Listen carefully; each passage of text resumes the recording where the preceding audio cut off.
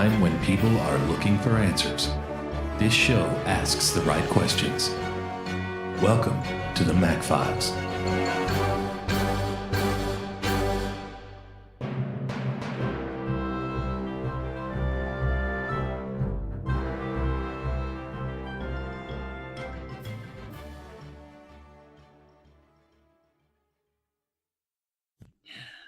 And a good evening, everyone. Chris McDonald, Mac Files broadcast. We're always honored to have our dear friend Brad Johnson with us. He's a former CIA operative. He's back in the Bat Cave, I see. And I still haven't got to look behind that wall back there. There's no telling what's behind that wall.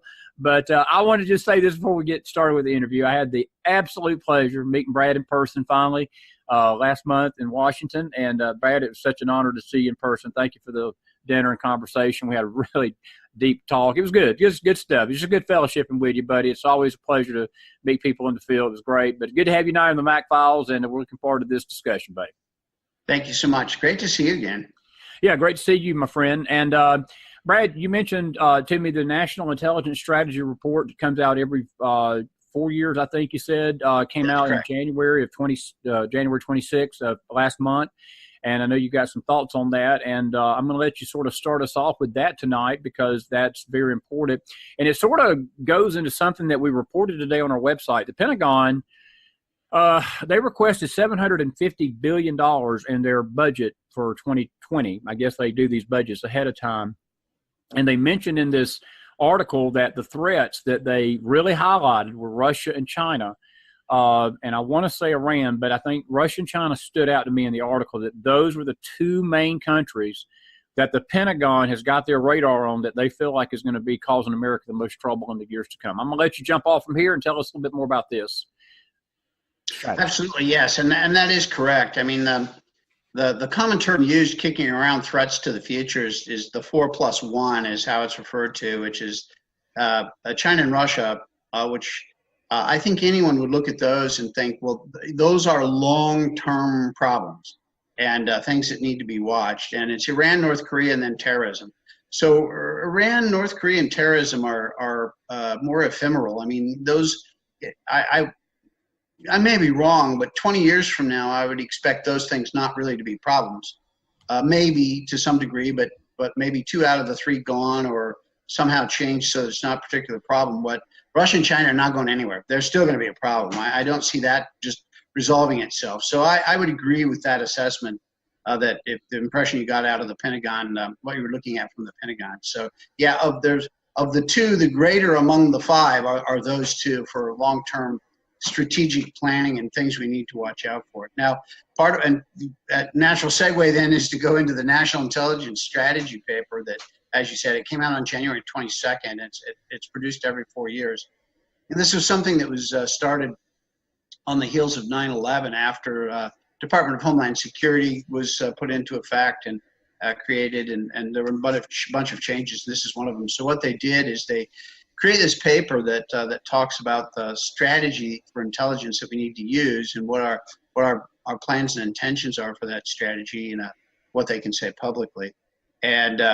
And then they put that out representing all 17 intelligence agencies. Now, a lot of it is, basically straight up stuff, work that needs to be done and so on. But there's an element that's crept into it that's the PC monster. And the PC monster is now, I would have to say, kind of firmly in control of the intelligence community. The 17 agencies, if this is the document they put out, then all 17 agencies have got some serious problems that need to be looked at. They're not, if you're PC, you're not addressing the reality of the world as it needs to be addressed, and that's something that worries me.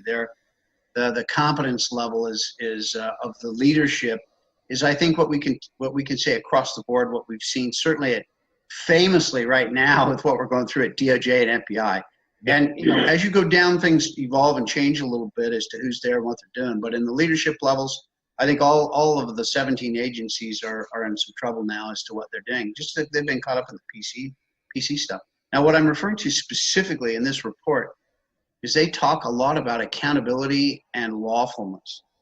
Well, accountability and lawfulness. Now, we're talking about an intelligence strategy. So, what is the mainstay of intelligence? Now, there's a lot of other elements and other things that can be talked about, but one of the core elements of that is espionage. Well, espionage can be done in many ways. There's technical means of doing espionage. There's human ways of doing espionage, human, which is the background I come out of, where you go overseas and you try to recruit a spy, somebody working at the Kremlin or in the planning of ISIS or anything that you're interested in finding out about. Those are the guys you recruit. So that's illegal. That's the problem with this. And you've got these guys being PC saying, oh, lawfulness and accountability to the American public. Well, I would argue now, maybe, I'm biased on this thing coming out of this background, being out of the swamp for all that time. But really, I think the American people are willing to accept that espionage needs to be kept secret. And this isn't something that you're accountable for back to the public. Now, we have oversight. There's things that are done now that came out in the 70s out of the Church Commission that now put some checks on the CIA and what it can do, and the intelligence community and what it can do. And so, but it's just something that accountable to the public. I don't see that. I see those two things as incompatible. Now, I can tell you the origins of this and where it's coming from. This is what's come out of waterboarding.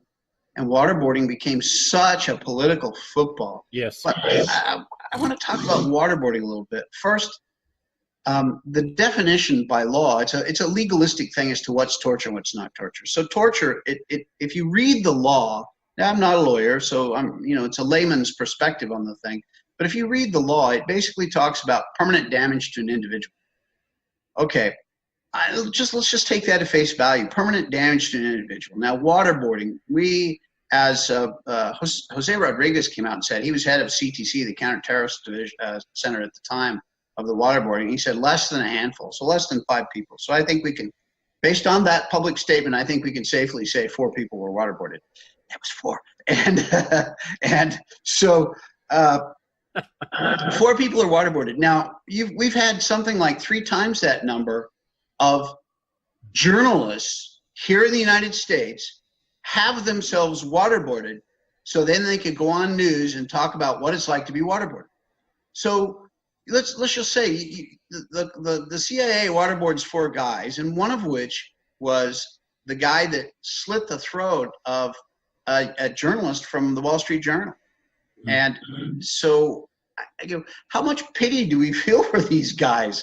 First of all, but second of all, is it permanent damage to an individual to waterboard him if journalists are going out and doing it willy-nilly so they can talk about it? Now, where are the journalists lining up to have their fingernails pulled out, or their fingers cut off, or their eyes gouged out, or being beat to death? Where are the journalists lining up for that stuff? They're not. And they're not because that's torture.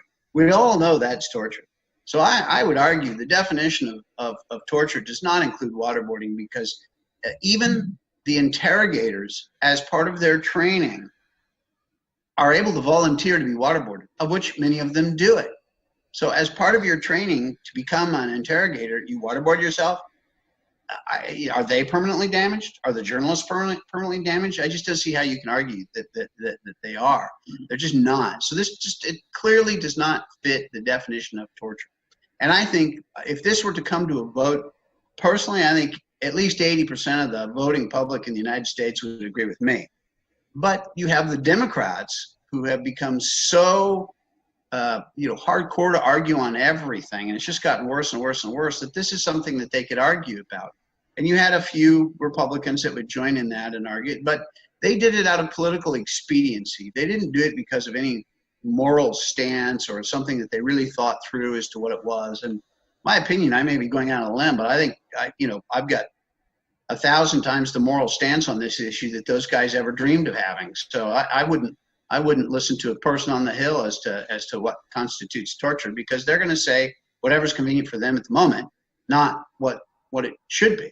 And as I said, we were at a time where we had just had 9/11 take place, several thousand people killed here on the streets of America, and we didn't know what else was in the pipeline. We didn't know, was there another attack just like it coming tomorrow? We didn't know. So there was a lot of reasons why we needed to act fairly quickly. And so we took some steps that normally we would not.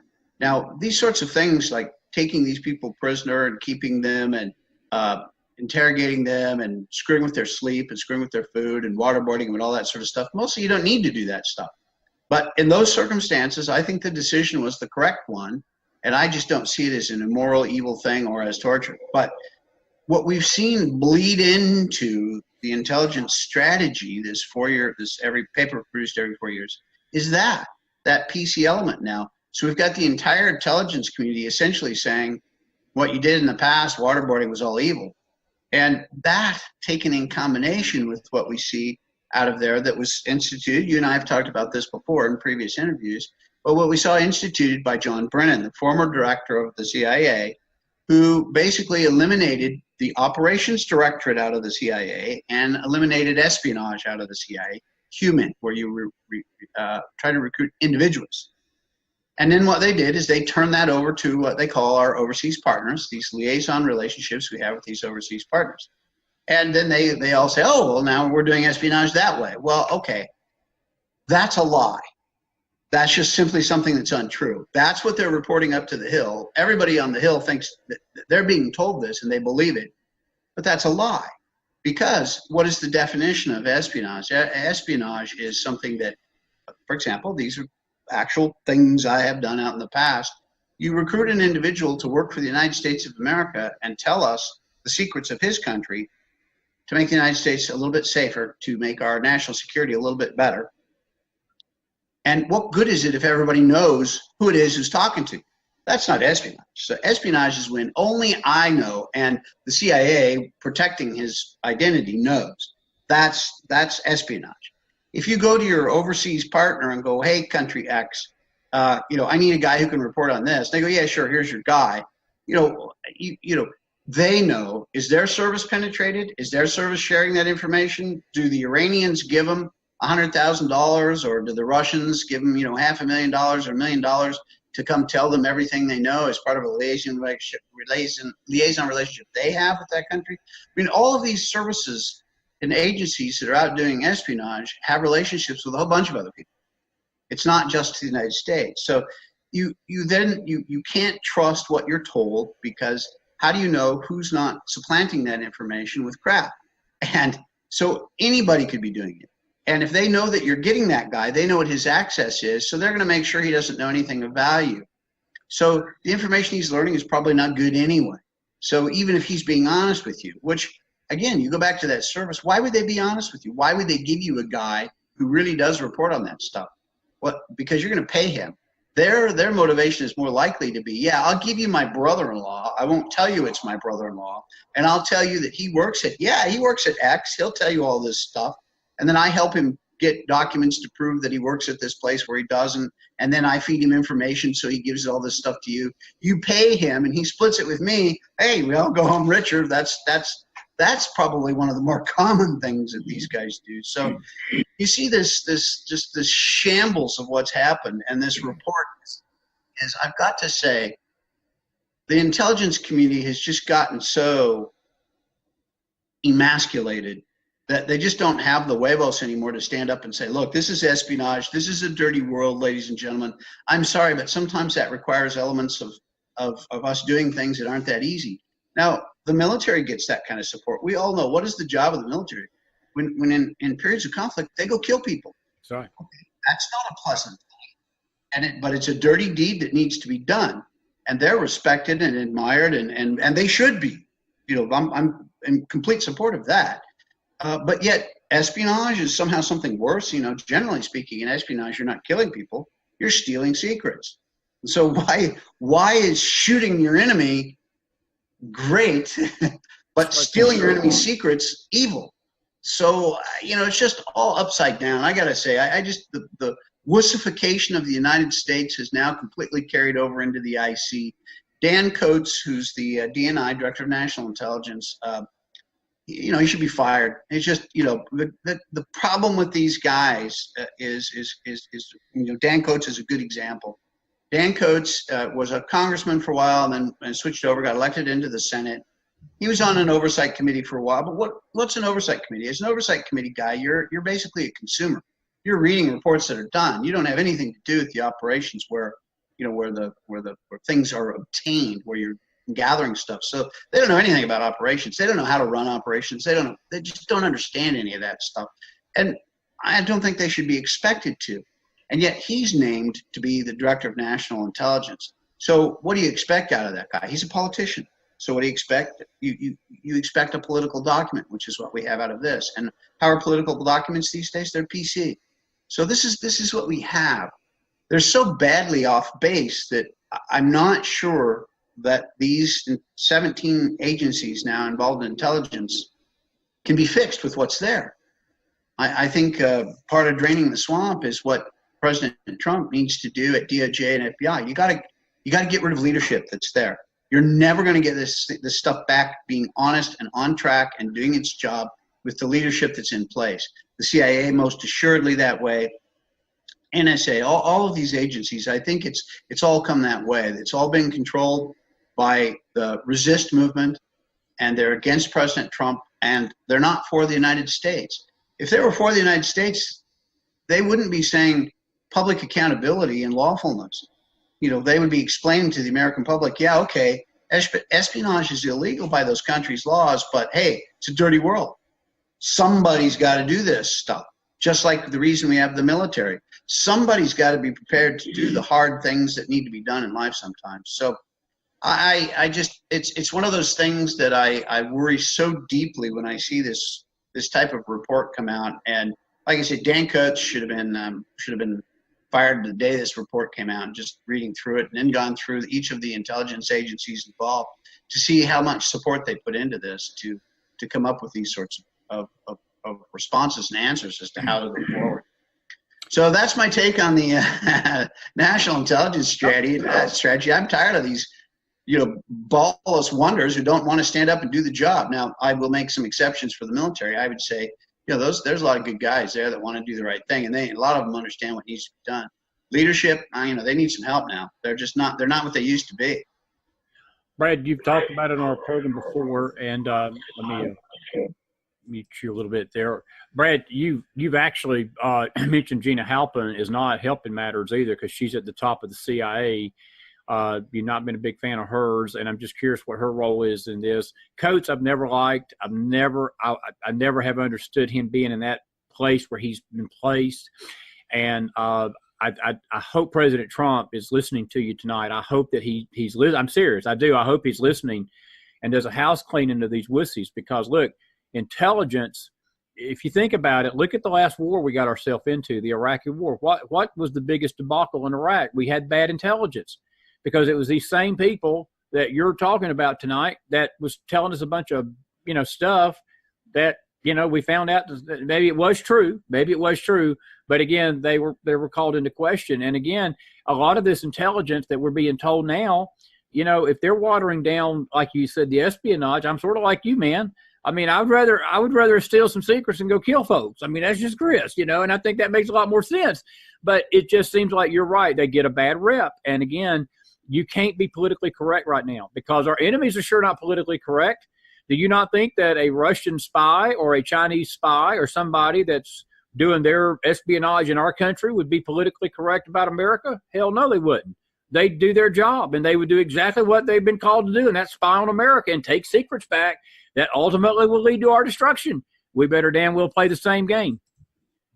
That's absolutely right. There is every country in the world that has an intelligence agency worth its salt is absolutely working against the United States of America. And there have been some cases of relatively small countries who've done extraordinarily well against the United States. And Cuba comes to mind as the perfect example.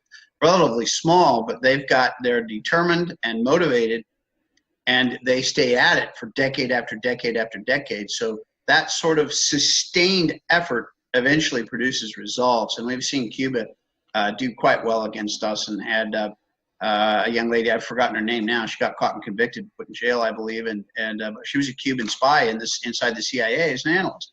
So they've done very well, and run a lot of operations and double agents and things like that against us through the years. So the problem is that we start to, after a while, we drop our guard, and this is one of those cases. And can you imagine the United States, not running espionage and proudly stating it? That's the thing. Just throw it out there for the whole world to see. So what are they going to do? They're going to double down. They're double and triple their efforts because they know we're not working against them. Right. So hell with it. Go balls to the wall because this is your opportunity. So you don't think the Chinese and the Russians and everybody else have redoubled their effort, and this is easy pickings for them. And we've seen a lot of problems develop here. I mean, this is widely reported that a large group of people, and I've forgotten now, I think it was either 19 or 29. I believe it's 29 people got wrapped up in China, and most of those guys got shot around. I think that was the 19 number. I think like 19 of them were finally shot, and those others might have been executed over time. Well, now I don't know what the facts are in that case, but that's been acknowledged as having been a problem. And the CIA has talked publicly about how they got caught in this one, which is, again, very unusual. So that's an indicator that there's something more going on than what's been publicly acknowledged. But how does that happen? It's just, we can't lower our guard. We have to be putting out more effort, not less effort, and not rely on other people to do our things for us, like going to these liaison, our partners overseas. Can you imagine? I mean, this is something everybody understands. Espionage is a little closed society, so it's something that most people don't focus on. But can you imagine a world, Democrats in control, they want us to go to our overseas partners when we need ships in the ocean or airplanes in the air or the Navy or the Air Force or, even troops on the ground? Hey, guys over here, our friends, can you send 1,000 troops and 10 ships and 500 aircraft, over to the Air Force, please? We'll pay you for it. How stupid can you be? I mean, it's idiotic. And yet this PC madness is out there in the world, and all of these guys and the intelligence strategy, the intelligence community buys off on this stuff. Now, I guarantee you there's people down further in the organizations that look at this crap and go, this is crap. But at the leadership, they think this is the greatest thing since sliced bread, and it's the politically correct madness that's taken over. Like I say, it cannot be fixed with who's there. It cannot be fixed with who's there. We've got to change the leadership. Let me ask you a quick question. Does this politically correct atmosphere lead to death? Does it lead to death? Does it put agents in danger out there in the field? Like you're mentioning the intelligence agencies, because, a lot of these things that you said that Gina Halpern brought in with her, and look, I've got a big issue with the fact that people can, talk about her being John Brennan in a dress, and I'm not so sure that ain't true. But it just seems that it starts with her, Brad. The buck stops with her, and she's got to look at this and say, look, guys, we run these intelligence agencies, but look, maybe it was you or Chris Hall. Chris maybe have been one that said it to me, and he said, when bureaucrats get involved and a lot of these things that happen overseas, it puts agents at risk. And you had mentioned that before in a program, that a lot of this stuff, it puts agents at risk that are risking their lives out there, and they gotta, if they don't have support back in DC and these bureaucrats, these hierarchies, it not only becomes a game of just stupidity, but it becomes a game of life and death. Am I wrong in that? No, you're absolutely not wrong. And it's already gotten people killed. And it's one of those things that it's a tragedy that these people get killed. And let me just give you an example, because it's one that's publicly acknowledged. And that's always one of the problems with talking about intelligence, is what's in the public sphere that we can discuss. But if you'll remember the bombing in Khost, it was back Khost. And it was an event where a guy was going to come in and supposedly give us the location of Osama bin Laden. It was before he got killed, before bin Laden got killed. So this was something, if you look at who was there and who was killed, the guy shows up. He's not searched. He's welcomed there by the base, the CIA base, and they're standing in a semicircle around him with a group of people, and then a second semicircle of people around him, greeting him like an academic, guest speaker. And he walks into the middle of the group and goes boom, and blows up and kills 7 people, if I recall, and wounded like another 7 of those people standing around him. Now everyone says, oh, this is a tragedy. They're heroes. So the CIA has even produced stuff talking about what heroes this lady was that was the chief of base. Now, I don't criticize her, but I criticize management, and it's this PC idiocy that did this. This is like the wiping out of operations and letting anybody do these jobs, which is what they did. So who was this woman? Well, she was an analyst. Now, analysts by and large are smart. They're academically prepared. They know a lot of stuff.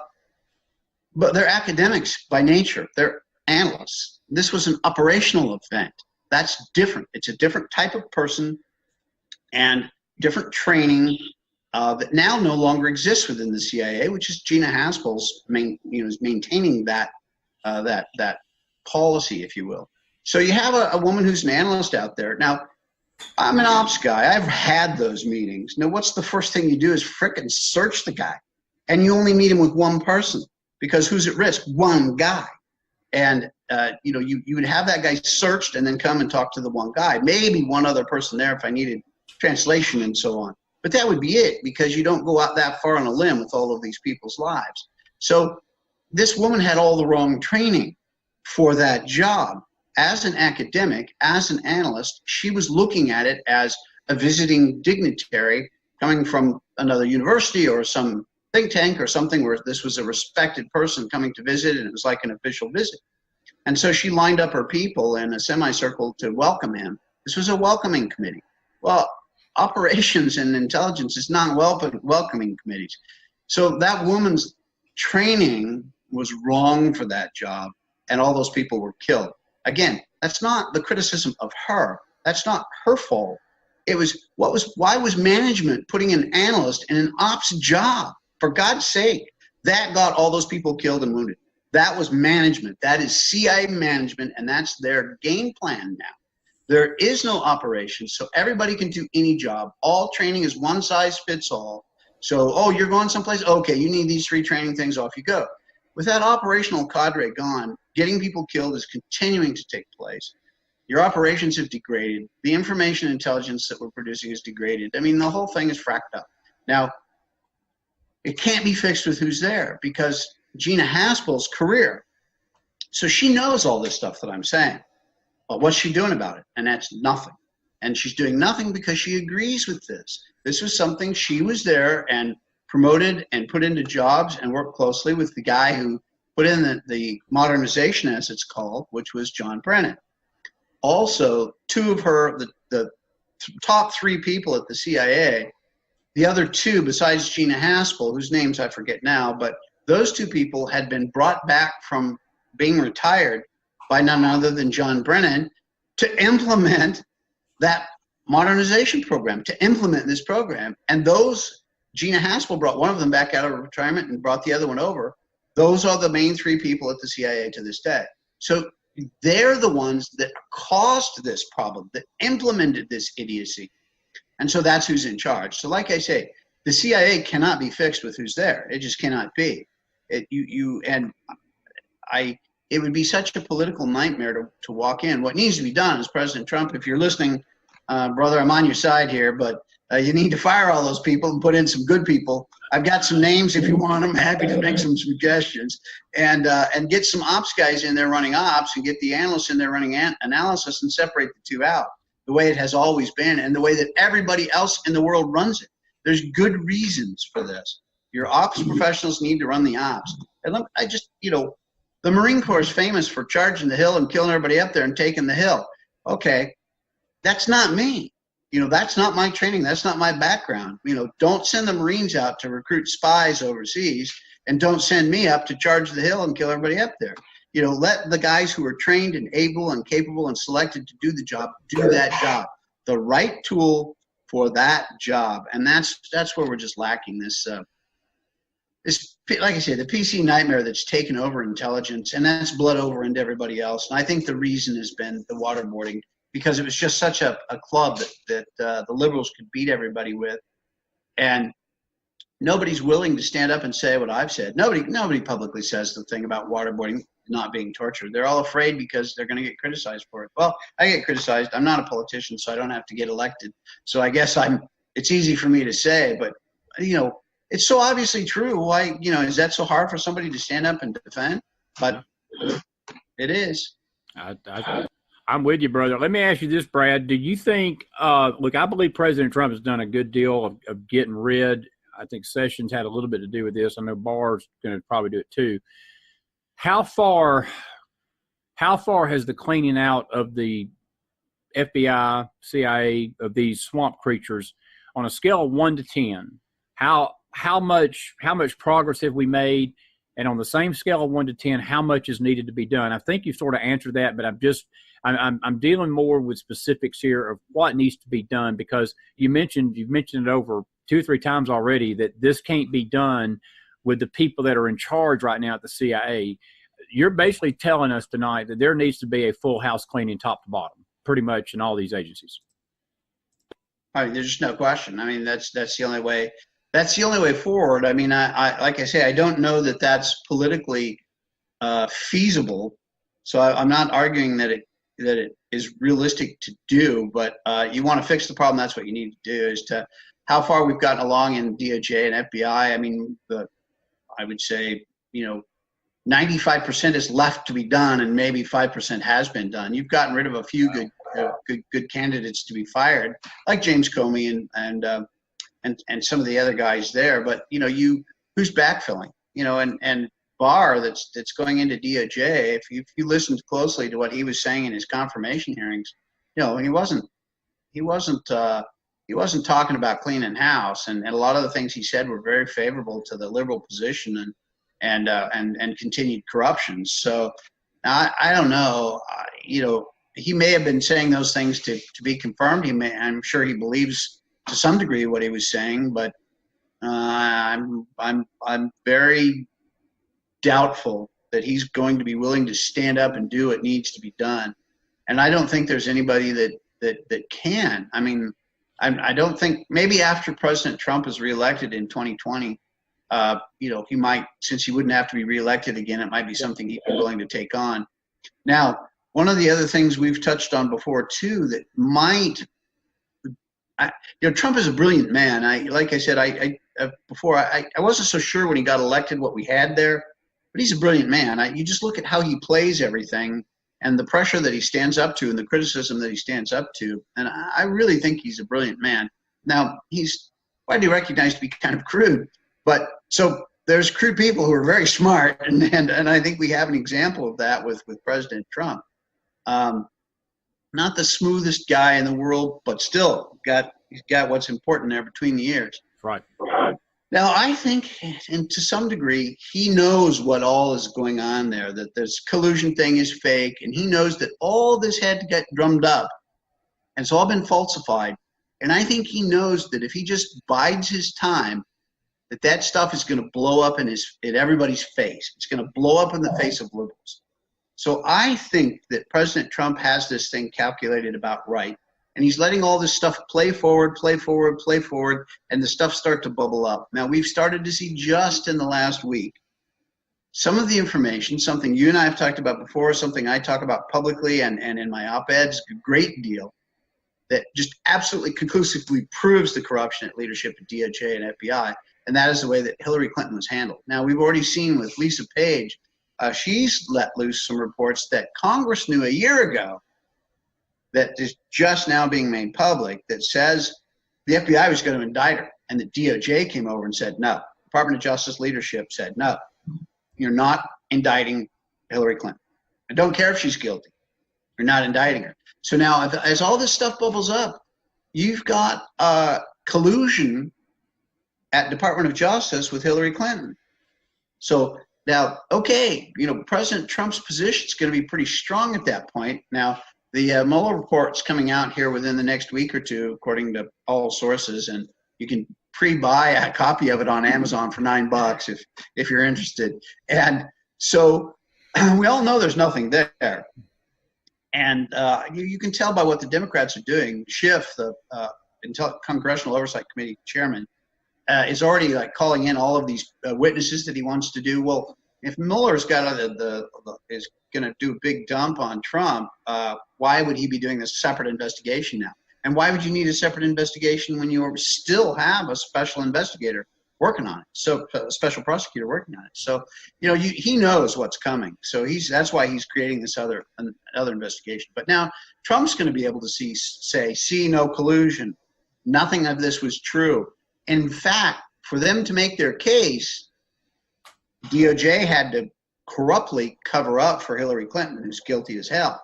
Now, those things need to be investigated. Hillary Clinton is not going to go down without a fight. She's a lawyer, and she's tricky, and she's not that, she's not an idiot herself. So she's going to go down swinging. And but here's some problems. Like I've talked about this before. The Anthony Weiner computer's got these classified documents on there.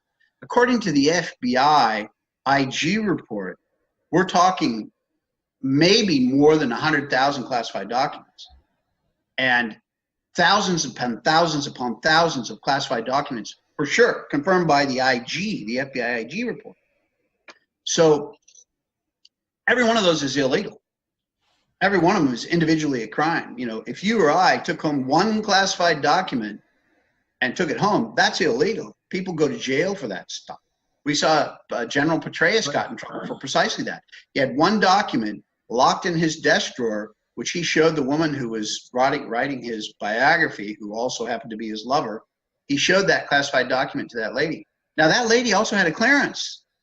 She had a clearance, and he showed her the document, but she wasn't permitted to see that, so he got in a lot of trouble over that. Now, you've got thousands, who knows how many thousands of documents sitting in the on this Anthony Weiner computer, and he's not even being investigated for it.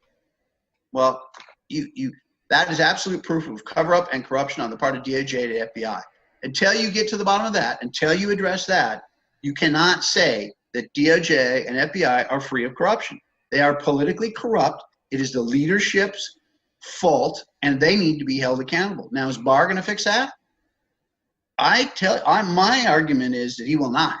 And I don't think he has the huevos, nor do I think he has the political desire. So, you can't have that corruption. I've lived overseas for most of my adult life. I've seen what these countries are like when you cannot trust the judicial system. And it's anarchy, and it's chaos, and it's murders, and it's organized crime. Those are the solutions. That's what happens in its place. It's what we've seen happen in Mexico, for example. They've lost federal control. You cannot, who's in charge of their northern border against the United States, our southern border? Who's in charge there? It's not the Mexican federal government. It's the cartels. That's just a fact of life. It's maybe not nice to say, it's unpleasant, but who's dumping the headless bodies next to the roads up by the border? It's not it's not the federal police as part of the president's policy to do X, Y, Z. It's those guys showing everybody who's in charge. So it's a mess. All this stuff is a mess, and the problem is you've got the Democrats fighting to keep this corruption in place because it plays in their favor. They are disloyal to the United States of America. Now, they get very irate when you criticize their loyalty to the United States, but that's what it is. It's they put themselves above the country, and that does not make them patriotic, loyal Americans. That makes them self-serving, useless pugs. Yeah. Speaking of that, do you think the Republicans, are there any of these politicians, Brad, in Congress or the Senate that are Republican that will have the kahunas to stand up to this? Look, I'm not a big fan of Graham. I know he's had a few moments where we've all applauded him. We thought he was Superman during the Kavanaugh hearings, and now he's gone back to the wimp that he is. Look, Jim Jordan and Mark Meadows are probably the only two congressmen I trust right now, and they're only two people, Devin Nunes maybe. But it just seems to me that there's very, very few Republicans that have the cojones to step up and stop this. Brad, they could have stopped this stuff long a time ago, but they've let it go because they're scared to be seen as obstructionists. But look, what you just said is all true. And it's not just the Democrats, but a lot of these Republicans are adding this stuff on. And at some point, we are going to lose our country, brother, because we can't have a justice system like we got right now, because we got two tiers of justice. We do have a two-tier justice system for the elites, and we've got we got another system for me and Brad Johnson. Look, you're a retired CIA operative, Brad. You have given your life to this country. But if you had done an eighth of the crap that these people in Washington, D.C. have done, I wouldn't be talking to you. That wall behind you, there would be bars in front of you, not just behind you, brother. I mean, you would be in jail for the same stuff. Yeah, that's right. Yeah, it's a two-tier justice system, and that's why that was what I was alluding to when talking about it. We all, as just a normal guy on the street sort of people, like the two of us, as you say, we know that if we did any of that stuff, we would go to jail, and we know that they won't go to jail. Yeah. And so we all know that you can't trust the system anymore. The political elites don't play by the same rules. They just do not. And that is so incredibly destructive. Without that legal system working that can be trusted, a country cannot survive as is. No country, not the United States as well, but no country in the world. And like I said, I've been in well over 100 countries in the world, so I've seen a lot of what is out there and what the different systems are and how they work and the good and the bad and so on. And I guarantee you, when the legal system falls apart, everything goes with it. Now they keep it like Mexico. I hate to keep picking on the Mexicans. I mean, they're not the only ones, but they keep a facade. They elect a president and they do all this stuff, but that guy's not in charge of the country. Now, how can and I can guarantee you one thing: none of these guys get elected because of the amount of money that they need to run an election. None of them get elected without accepting money from the cartels. So they're connected. All of them are connected. There's not a one of them that's not connected because, like I said, they can't afford. They're not going to be able to get enough money to run a campaign to get elected. One, and two, if they don't play ball to some degree, they're going to end up dead. That's just the way of it. So, how do you fix that? I mean, you got to step in wholesale and do it. And I don't want to see the United States start to drift that way. But we see it across the board. I mean, this one of the things that's hit the press a lot lately too is the universities here in the United States being corrupt there. Again, who controls it? It's the left. It's been a leftist-controlled environment for decades upon decades. And the political leftist elite, they know how to cheat to get their kids in. I mean, they falsify photographs showing this kid as a pole vaulter and rowing champion and all this sort of stuff. And they have people come in and take their entrance exams for them so they can get in, all this stuff. So, by the way, now, as of today, I believe that these universities have a sum of something like $550 billion worth of lawsuits that have been filed against them. The kids who weren't accepted because these kids got in to take their place, and some of the kids that have graduated already suing because they're degrading the value of that diploma that they have from these universities, these top universities. So a lot of lawsuits are that way. Personally, I hope a whole bunch of them win because that's going to go a long way to start tamping this stuff down. And the same thing goes, CNN is being sued by that young boy that was the Catholic group with a Native American, which, by the way, I'm a Native American too. That guy was an a-hole that came up to him. That's, he was using his Native American blood to go get in the face of a kid and try to intimidate that kid and try to create problems for political motives. That guy's a lowlife. And the kid stood there, did nothing wrong, and he was roasted alive by CNN and others. And now he's suing CNN. If memory serves, I think 250,000. No, 250 million. Excuse me, 250 million. I needed another zero or two there. And I hope these cases win because they're fighting for law, order, and justice. Yes. And we need those cases to win. But we have activist judges too. Those guys are a problem as well. They're going to try to quash this because they don't care about truth and justice and the American way of life and keeping our country safe and strong. They don't care about that. They care about their own politics. Brad, I will tell you, you hit a grand slam there. And look, CNN's going to have to add a few zeros to that too, when they write the check out. And not only that, the Washington Post is because they're just as complicit. And look, I'm with you. I'm pulling for these kids.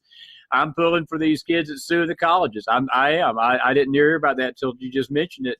But Aunt Betty from Full House, she's not going to be in the Full House. She's going to be in the Big House. They gave her $1 million bond along with her husband, who's a fashion designer. And look, I found it. I'll run this by you. We got about 5-10 minutes. I found it extremely interesting that the report came out that when they arrested the other actress, Felicity Huffman, whose husband, Bill Macy, is the lead actor on Shameless, and he has been nothing but a Trump hater from the beginning. He has said some of the most vile things about the president, both publicly at award shows. Well, when all this went down, they came to their house at 6 o'clock in the morning with armed policemen. I mean, basically to the hilt, just like they did Roger Stone, And I thought to myself, it's a damn good day in America when the left gets treated the same way the right does.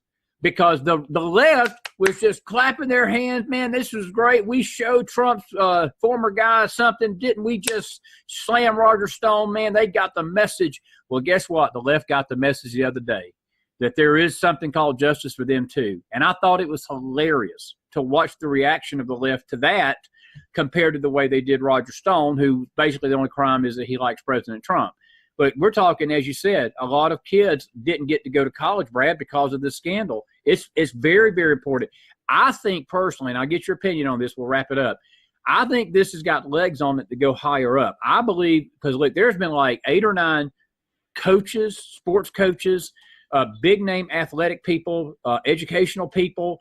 There's a lot of indictments, and I don't think it's the end of this. I think we're just beginning to – this could be the percolating story of the spring, that this thing may reach up into politicians' laps. And even I've heard rumors that Supreme Court justices may be involved in this to a degree. And I don't know who and what, but I've been hearing that this very well could reach into the Supreme Court with some of these justices that are sitting on the bench. I'm just curious how you feel about that. Well, let me answer your question with a question. Do you think for one second that there are not some liberal Democratic congressmen and senators who haven't used these things to get their kids into those schools? Absolutely. I'm thinking for one heartbeat, because you know damn well they're doing the same stuff. Now, once this expands, they're going to get caught up in this net. Now, I wouldn't be surprised to see a few Republicans get caught up in this as well. They're not immune to this sort of temptation, but I think it would be overwhelmingly. There'll probably be 5 or 6 Democrats for every one Republican, but I think you're going to see some important people on the Hill get caught up in this. In fact, I would just go through and look at who has served in Congress or the Senate over the last 10 years that has a kid in one of those schools. And I would say that's going to take you right to some interesting stories. That's an interesting point. We may do that. That's a good point, brother. I've never thought about that. You're right. I don't think it's the end of it. I do. I think we're just beginning to see this is the tip of the iceberg, and it's going to be an interesting ride. And again, I don't try to judge people, but I do find it somewhat comforting to know that they treated Felicity Huffman just like they treated Roger Stone finally. And the left went ape crap crazy over that, but they sure as hell were applauding what they did to Stone. But, you know, to me, the two crimes are not even night and day compared to what they charged Stone with to do that. But that's just Chris's opinion. But it's going to be fun. All I can say is grab your popcorn. I will be satisfied with 1 squad car and 2 guys when they arrest Hillary Clinton. Oh, I'll be with you there, brother. I'll be with you there. That's got to be coming soon, hopefully. Hey, I do want to ask you a quick question about her, and we'll wrap it up. You know, she got her law license back. Arkansas, the idiots in Arkansas gave her law license back, and that's insanity.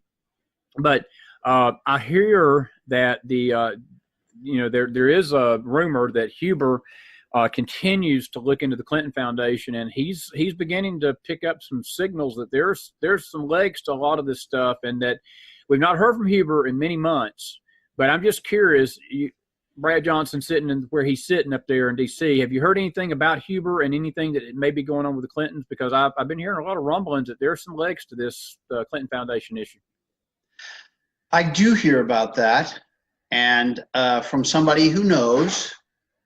And I would just, we don't want to say too much, but I would echo what you said. I think it's got legs. I think they're working on it, and it has not stopped, and we've not heard what they have yet. Now, I don't know what they have, Gotcha. But I know some of what went on.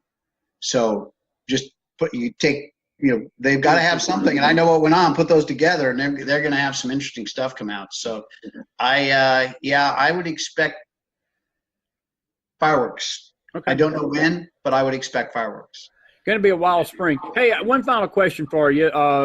Republicans voted down in the Senate today the national emergency declaration by President Trump. He's going to veto it. He's going to do what he needs to do. But as a patriot, as a American citizen, don't that just gripe your ass that the Republicans did that? It was 59-41. I mean, it wasn't even close. I mean, it's like 60% of the damn Senate that says, you know, we don't believe there's a national emergency at the border. And I know some of the arguments, and I'm just curious how you feel about it. Look, I don't give a crap about their worries that a Democratic president will come in there and do something. That's why we got damn elections. If that's what the American people want, then fine. But President Trump's got a legitimate issue, Brad, that the border, we got a national emergency down there. We're about to lose that damn border if we don't do something and do it now. And, you know, my senator from Tennessee, one of them, well, thank God I had one that's got some sense. One of them don't. But it was the damn who's who on that Republican list of senators that didn't vote, of the presidential people. And you would think these bastards would have a freaking effing brain to say, you know, I need to support my president on this because the border is more important than my political standing. But they don't get that. You know, those guys, I've been on the Hill a lot and talked to these guys. It always goes back to these guys are constantly campaigning because they're professional politicians. And so what do they really care about? They don't look at right and wrong, good for the U.S., bad for the U.S. They don't really look at that. What they look at is what's expedient for me right now that's going to help me get elected next time so I can stay where I'm at. And this is something that much discussed when we went to professional politicians who are career politicians. When we went to that system, you know, and the United States didn't start out that way. I think we got ourselves in this fix, in this mess. And I've said this to someone who's very, very, very senior within the Trump administration, one of the absolute, you know, cabinet level type guys. I made the comment to him that in Congress, 90% of the Democrats are of that ilk, and it's only about 10% who really care about what's good for the U.S. 90% don't. They only care about themselves. And the Republican side, it's about 50-50. Wow. Where about 50% of them really care about the United States, and about 50% mainly care about themselves. Now, you put those two together, and the vast majority of these people don't care that much about the United States. They care about themselves. It's a minority who care. And Meadows that you mentioned and Jim Jordan that you mentioned are two of the guys who do, in fact, care about the United States first. But they're a minority. You can even see in the Republican Party, they're a minority. Yes, sir. And they get beat up by the, you know, the long time guys that have been around.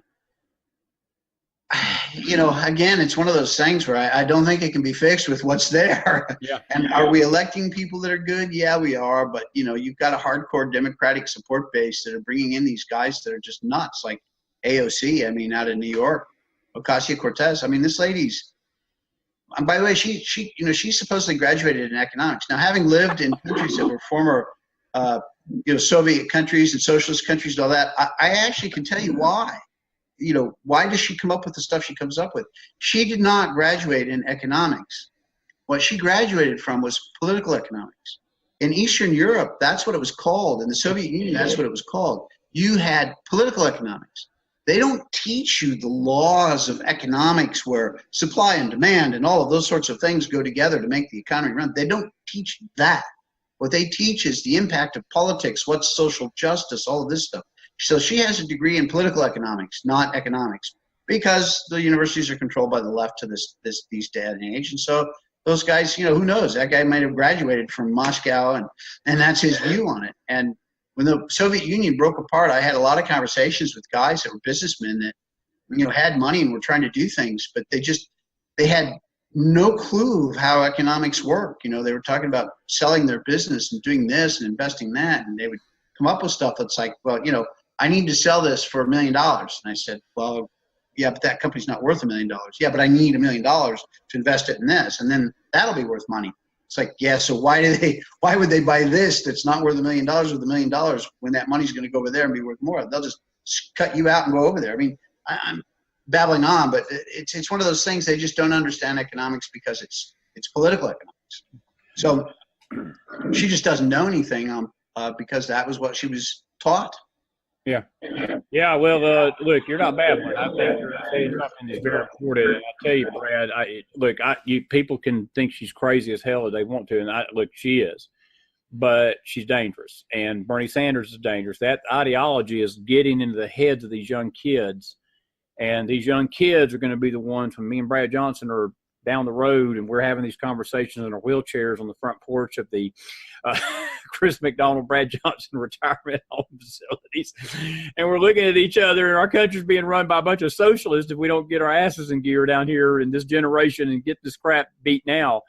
But look, I'm with you. And I just, I feel that all of this together makes me very, very concerned for our country, the justice, the economics, the socialist push.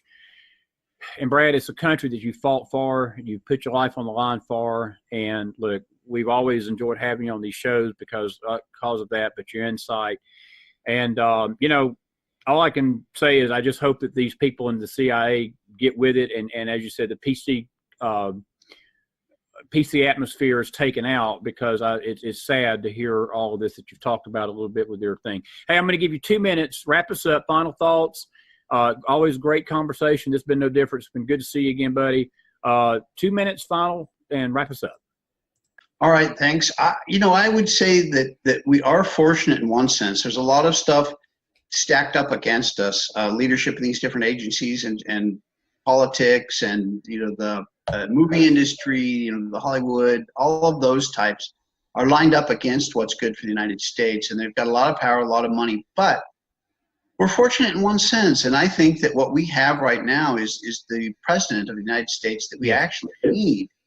And so I do have high hopes for President Trump. I hope that at some point he does get to the point where he can systematically start to actually drain the swamp. And I don't think that shoe has dropped yet, but we've all seen he's a man of his word, and he does keep his promises one by one. He's going down that list trying to keep all of his promises that he can. And so as I've said, I think he understands the way to play this forward to get to the point where he can do what he knows needs to be done. So I think there's hope. I think there's some light at the end of the tunnel there, and it's because of President Trump. So I am certainly going to be voting for him next time around and doing everything I can do to get him reelected. So you too, brother. That's my wrap up. That's a good wrap up, friend. And Brad, I'm glad you said that, because he is standing in the gap, and I do believe that the swamp, maybe this strategy. Look, I've never questioned his strategy because he's always a step ahead of these guys, and I think that he does have a long-term plan, a long-term vision for doing a lot of this, and we'll just have to wait and see. I'm with you. I'm going to do everything I can to get him reelected. We've been talking to the one and only Brad Johnson. He's a former CIA operative. He's a good friend, and above all things, he's a great guest on the Mac Files. But we appreciate him coming on the show tonight. And I've always asked him, what's behind that wall. One day he's going to show me, and then we'll have a scope from his house. I'll have my cell phone, and I'll be looking from behind that wall. And that's always a tongue-in-cheek with me and Johnson there. But it's good to see you, buddy. It's been great having you on the Mac Files tonight. God bless you up there. God bless your families. God bless this great nation of America. We'll be back with a final thought after this. Brad, thank you again, friend. Great interview. Thank you, my buddy. Thank you.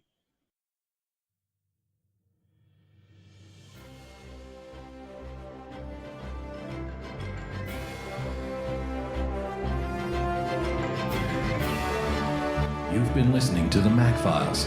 Follow Chris on Twitter @ChrisMC44.